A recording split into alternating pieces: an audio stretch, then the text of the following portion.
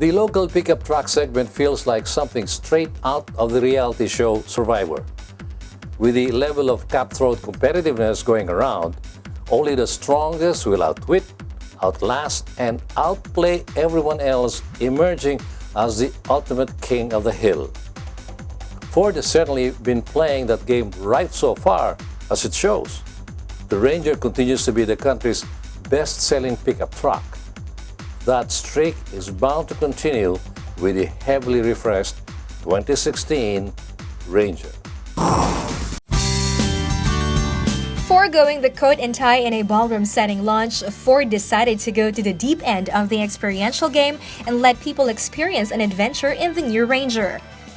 Without much of a peep in terms of details and specifications, the contingent of Indiana Jones wannabes took off in seaplanes and landed at the shores of the remote Caramoan Islands in Camarines Sur.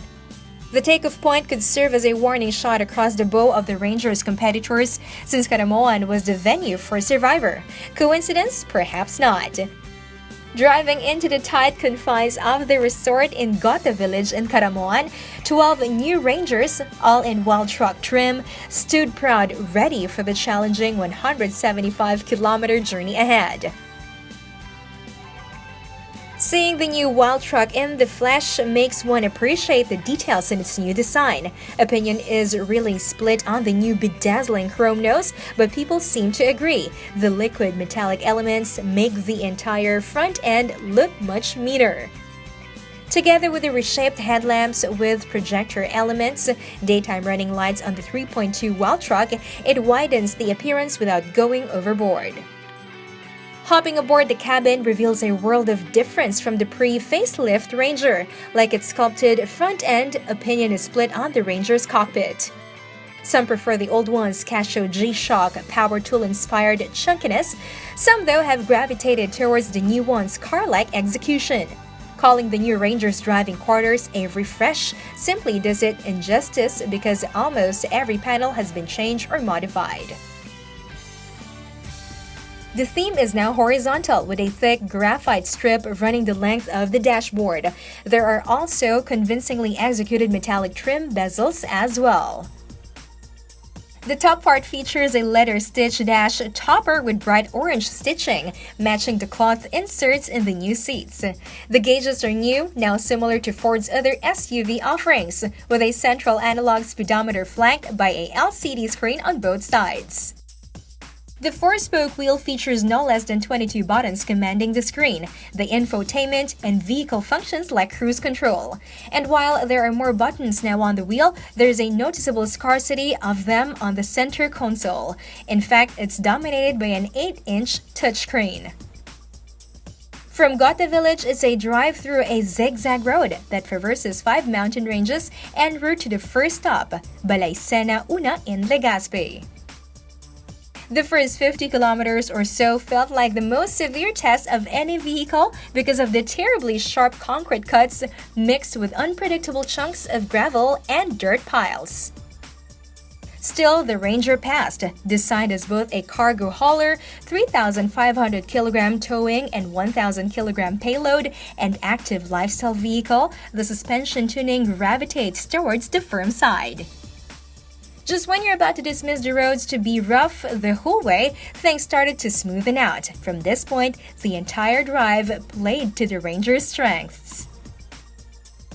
The engines feature only a slight bump in power, but feel more than that.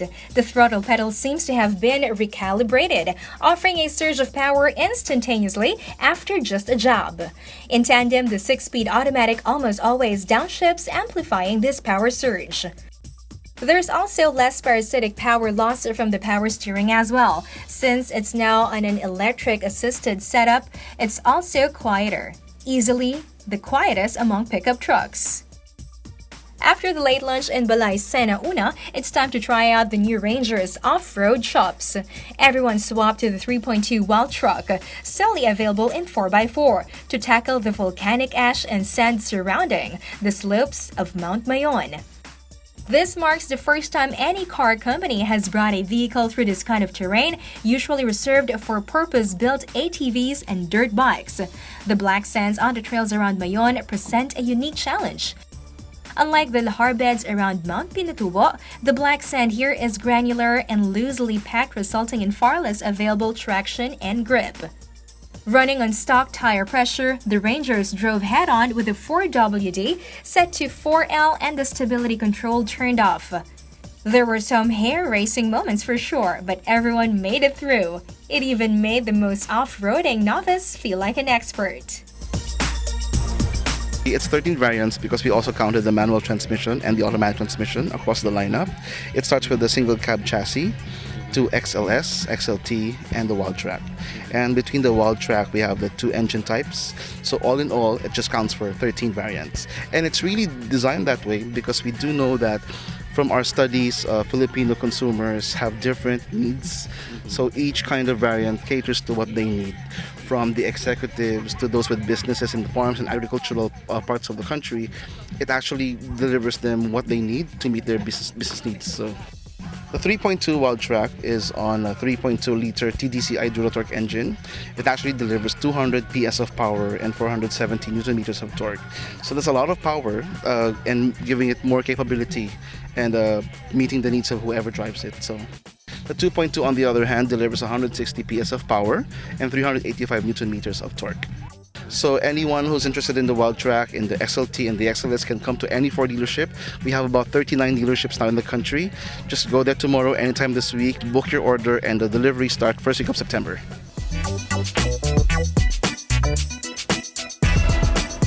This new Ford Ranger that we're launching here tonight, we have made a number of changes, most especially in terms of design. We've got a new front end that really helps to communicate and redefine what it means to be built Ford tough. A lot of interior changes, so bringing a level of refinement to the interior, bringing a much more car-like interior into the pickup truck. And then we've got a whole lot of driver assist technologies that we've bought. So not only class leading, but segment first in terms of the pickup truck. So we've got things like lane keeping aid, the adaptive cruise control, EPAS, and a host of other functions such as collision mitigation. So we're really, one of the words that we say in terms of this new Ranger is that tough really did get smarter. Obviously in the Philippines we've had phenomenal growth over the last 2 years, and there are multiple other Asian markets that have had exactly that same growth. Though, the existing Ranger, if you like, that really did redefine a segment as well. This just takes what was great and makes it even better. So we're looking forward to the same levels of enthusiasm from customers right around the Asian region.